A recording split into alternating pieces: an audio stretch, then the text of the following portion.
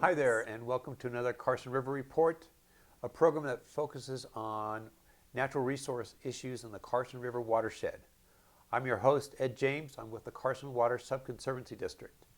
And with me today is Courtney Walker. She is the Douglas County Stormwater Manager. Welcome, Courtney. Thank you, Ed.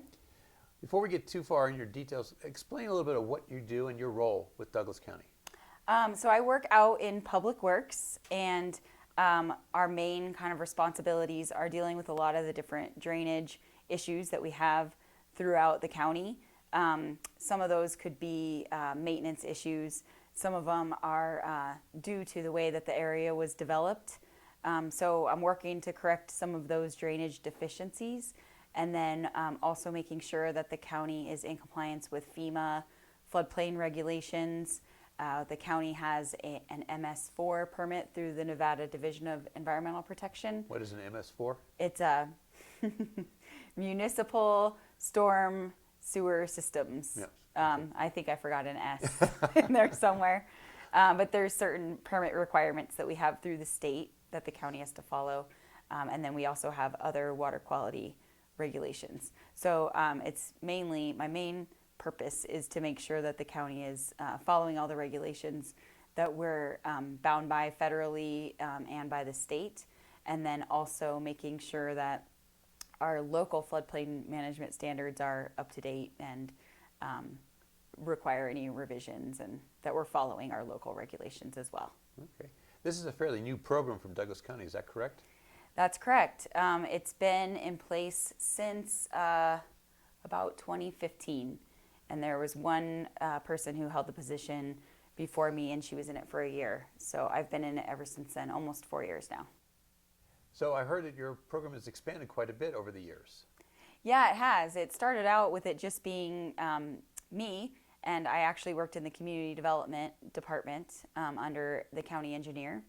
And it was mainly really trying to make sure that we're following all our permitting requirements. But whenever there was kind of a drainage deficiency or a drainage problem somewhere, there was very little we could do to actually correct that. We did have access to our road maintenance department, who was very helpful, but unless it was a road maintenance issue, there wasn't very much that can be done. There wasn't any dedicated funding towards solving any of these issues that we see. And so last year in 2018, the Board of County Commissioners actually identified some funding to the tune of $1.1 million that they decided they wanted to go towards stormwater management and maintenance throughout the county. So once they delegated that money, then we began to start forming the program and hiring maintenance staff and purchasing equipment. So now we've actually been able to correct several of these problems that we've seen, and it's been a really positive thing for the community. So what do you actually do out in the field? A lot of it is inspections and maintenance. There's a lot of areas where we have, it's a more of a rural area like Johnson Lane or Fish Springs, Brunstrath, those types of developments where you have a lot of roadside ditches. You kind of have, they call it wildcat subdividing. The land was divided over time and developed over time, and so drainage hasn't really been looked at overall. And so there's areas where new culverts were needed in certain areas, and so we're able to install those. There's been a couple other erosion control projects that we've had to do, and so it's been quite diverse. We've repaired some storm drains in the area, and so there's been quite a gamut of projects. Well, back in 2014 and 15, you had some thunderstorms that hit Johnson Lane that really kind of set this whole thing up. Can you talk a little bit about the impact those storms did and some of the programs you've been doing trying to address those storms? Yeah, the east side of the valley does get hit with thunderstorms, flash flood events, and sometimes the ingredients set up just right where you get a lot of water in a small amount of time, and so it does cause a lot of problems in those areas. And a lot of residents became frustrated and are wondering, what is the county going to do about this? They let us develop our land in this way, but it's becoming quite a problem now that there's so many people in this area. And so what we did is, working with the Carson Water Subconservancy District, we were able to obtain FEMA funding to do the first Johnson Lane Area Drainage Master Plan. And this plan was very pivotal, I feel like, for the Carson River watershed and being able to identify drainage problems consistently throughout a certain area instead of trying to just piecemeal it. You have residents in a certain area that say, if you just put it in a culvert here, then it will solve all my problems, but it may not solve it. It may create problems for someone else downstream. So to be able to study the area comprehensively for drainage and propose solutions that way has been really helpful. So that report was completed last year, I believe. Yeah. For the Johnson Lane. You're doing some other drainage master plans in Douglas County? We are working with the Carson Water Subconservancy District. We're going to start a Ruinstrath area drainage master plan, which is kind of like Johnson Lane, but on a smaller scale. It's not quite as densely populated, but they do see a lot of the similar issues that Johnson Lane did. So we're really excited to have the same firm, J.E. Fuller, helping us out with that plan. We recently did a smaller scale plan in Alpine View Estates, which is a community right off of Jacks Valley Road.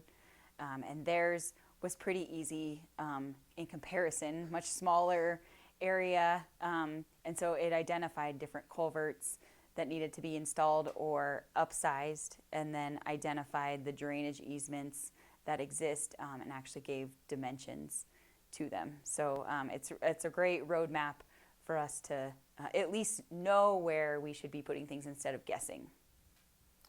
I believe you're also doing some studying of floodways and flood maps.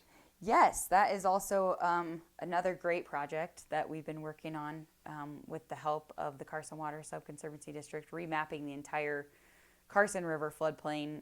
It's been quite a mission. The Carson Valley has a very large floodplain area, and it was never mapped comprehensively. It was kind of piecemealed. That was the name of the game. You do what you can with the money that you have. So there was a lot of different areas where they had an A zone that's unidentified. It just says this is the flood zone, but it doesn't give you any information about that. So we're excited to get that detailed study throughout the Carson River, and then we can actually track what are our cumulative impacts to the floodplain every time you have a development go through. And I think the unique thing about that study was it didn't stop at the county line. It actually went down through Carson City into Lyon County, just upstream of Lahontan Reservoir. So you now have a complete model of the Carson River for most of the reaches. Yeah, that's pretty unique, I would say. A lot of development that happens in Douglas County has the potential to affect things in Carson City, and Carson City can impact Lyon County. So it's pretty neat. That's the way the river works in the real world. So it's nice to have flood maps that can accurately reflect that. So hopefully they'll be finalized soon. Yes, hopefully. So you're also working on updating your flood ordinances. Can you talk a bit about that? Yeah, Douglas County has pretty good flood ordinances as far as being able to limit development in the floodplain. There are a few loopholes and some things that needed to be a little bit stronger, but it has been the mission of politically and also with the community to try to protect our floodplains and keep our floodplain lands open, because that's the best form of flood storage that we have available to us. So we have some pretty good flood ordinances in place, but we needed to add a couple things like using the Carson River regional hydraulic model in order to check those cumulative impacts. And then there was a couple other things that are being proposed to be added, and that has to do with the addition of fill into the floodplain, and then creating some additional restrictions on how you can divide your land after you add the fill to it. Because once you add fill and you raise it up out of the floodplain, then you're not subject to the floodplain regulations. So it's kind of a way to circumnavigate the code, and that's not the intent of what we're trying to do with protecting our floodplains. You know, some people say, well, why don't you just build levees or a storm or a reservoir upstream that captures floodwaters? Why are we looking at protecting the floodplains? The floodplains, it's great to have the floodplain flood. It's less maintenance overall. It's more natural for the system. As soon as you build a levee, then you're creating something for the water to bounce off of, and it's just going to redirect and somewhere else with a lot more force. So we're really lucky, I think, in comparison with Reno. They have encroached upon their floodplain so much that when they have a flood event, it's far more devastating than it is here. So what our goal, and since we have the opportunity and we have a bunch of open space in the floodplain, is to keep it free from development for the most part, so that you're not putting people in harm's way. Very good. So the other thing to look at is you got your floodplains, you got ordinances, but what's the main purpose? It's really to keep people out of flood danger, right? To reduce flood risks to the community? Yes, that's our overall goal. I try to coordinate a lot with the community development department. That's where all the new developments are coming through and where things are being proposed. But in public works, we're actually dealing with the problems after they've been created. So we're trying to coordinate with them more so that we can do some smart planning, so that we can try to limit the amount of issues that we have going forward in the future. But it's a lot of work managing it all. Between that and private property rights, there's a lot of balance that has to occur in order to make it work. Well, I believe there's a video we can show that talks about how agriculture is an asset to the community, and I think we're going to show that video right now. Sounds good.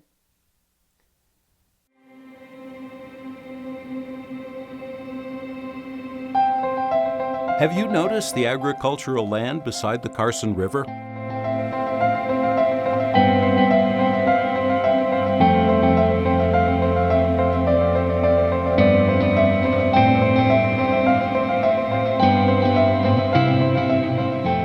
This privately owned land supplies local food and maintains the scenic character of our community.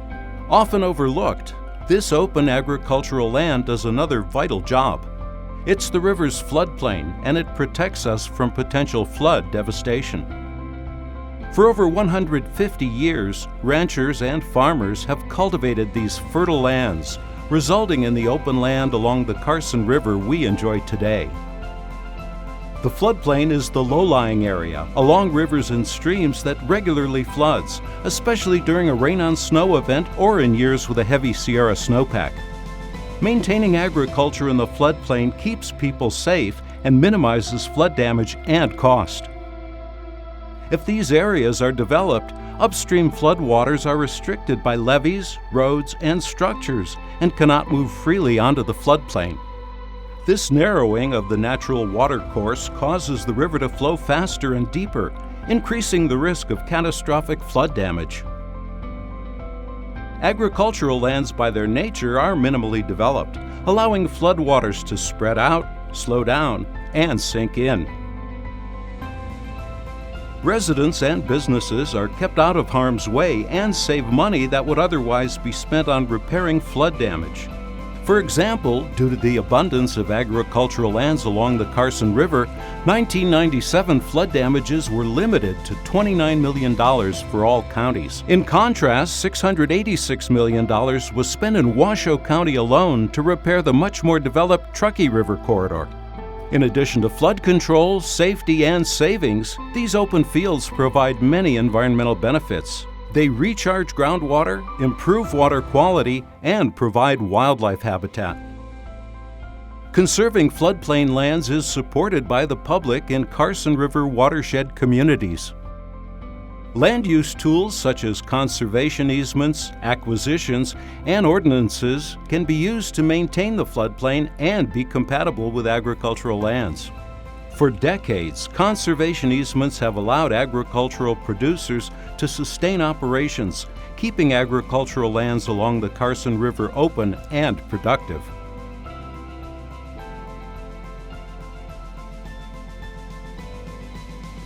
Based on a 2015 floodplain inventory, these land use tools have permanently set aside 12,300 acres of floodplain within Douglas County, Carson City, and Lyon County. However, 2/3 of the Carson River's floodplain remains vulnerable to increased development, which will increase the risk of flooding. So floodplains are very important, not only agriculturally, but also environmentally, aesthetically, and to the community as a whole. Support of open ranch land along the Carson River not only enables us to maintain our way of life, it provides local food into our communities, and it also enables Holly Family Farms to continue providing organic products that feed our neighbors. Having agricultural lands in the floodplain provides local food, contributes to our economy, improves our environment, and maintains our quality of life, all while keeping our communities safe. It makes sense to support agriculture in the floodplain as a community asset. Let's work together to protect the Carson River floodplain.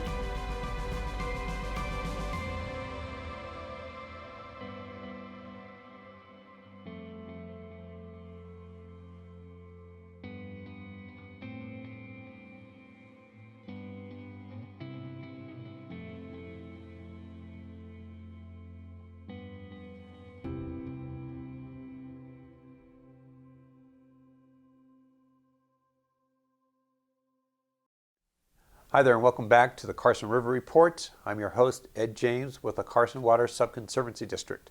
And with me today is Courtney Walker. She is the Stormwater Manager for Douglas County. So we've been talking a lot about flooding, your job, and how you're protecting the community. This, in November, is the Flood Awareness Week. And I know there's a lot of activities going on in November. Can you talk about what the Flood Awareness Week means in Douglas County? Yeah, so it's actually a statewide flood awareness week. So there's activities going on throughout the state, but every year we do an event in Douglas County, and the residents in this county are great. They really get excited about this event. A lot of people come and they can learn about if their home is in a floodplain, what their flood zone is. We have representatives from FEMA come and they talk about flood insurance. A lot of times I'm always available by phone, and I get a lot of these types of questions, but it's nice to be able to come and talk with the people who are actually experts in the topic. And then we also have a bunch of interactive demonstrations. The flood model, I think, is really cool. It's a simulation that kind of shows the difference between smart planning in the floodplain and when you're removing floodplain areas and replacing them with development and impervious surfaces. What does that mean for your flood event, your flood levels, and also the water quality of the water that's flowing off of those fields? So basically, Flood Awareness Week is a way for us to help get the word out to community members about how to prepare for a flood. We do get summertime flash flood events, but our largest, most devastating floods that are cover a larger area come in the winter time. So, it could happen this year. You never know. Usually, it happens on New Year's Day. Yeah. So it's a good time to make sure you've got your flood insurance policy up to date. Make sure you know where the sandbag locations are, and find out different ways to get on the reverse 911. And just make sure you're connected so that you know what supplies you should have if the power goes out for an extended period of time or if we have a flood event forecasted. So I know that it says Nevada floods, are you prepared? So that whole focus is making people prepared for a disaster if it occurs. Is that correct? Right. Yeah. Okay. And so what else do you provide? You talk about sandbags, but what else can people do to protect themselves? A really good thing that people can do is to get flood insurance. Even if you're not in a floodplain, your house could still be flooded. The floodplain map is really an insurance tool. It doesn't guarantee you safety against any damage happening to your home. So you are required to have flood insurance if you're in a floodplain and you have a federally backed mortgage. But if you are not in the floodplain, you can still obtain a flood insurance policy, and it's actually quite a bit more affordable than if you are mandated to have it. So it's a really good thing to have flood insurance just in case. But the other side of that kind of goes back to our floodplain management planning and where do we want to put development. We want to try to locate it outside of the floodplain because then that's really the best way to prepare. But even if you're not in a floodplain and you're not worried about your particular home or your neighborhood flooding, you still need to prepare because you may not be able to cross certain roads to get to the grocery store, or they might have to shut off the water for an extended period of time. So there's certain supplies. We have some checklists available. There's certain things that you want to make sure you have in your home just in case you can't get to where you need to go. And I remember in the 1997 event, the ranchos, there's a lot of people that live in the Gardnerville ranchos, and it was basically isolated from the rest of the town, and it wasn't flooded there, but all the roads leaving the ranchos were. So just something to think about even if you're not in a floodplain. That's a good point. I heard at one time, I think it was in 2017, where a house caught on fire. They weren't flooded because they're elevated, but the emergency or the fire department couldn't get to them because the roads were flooded. So it's something to be aware of. Yeah, when you do it your planning. definitely could be a big issue. You don't think about those types of things during a flood event. It's really unfortunate. What you say about flood insurance, well, most people have homeowners insurance. Does that cover you during a flood? It actually does not. You have to have a flood insurance policy. So your homeowner's insurance will not cover a flood to your home. Okay, so that's good to know to have that. Yeah.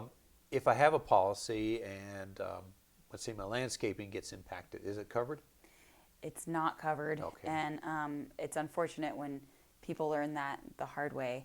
Unfortunately, flood insurance only covers the structure, and then you can also, for additional coverage, you can get your contents covered as well. Okay.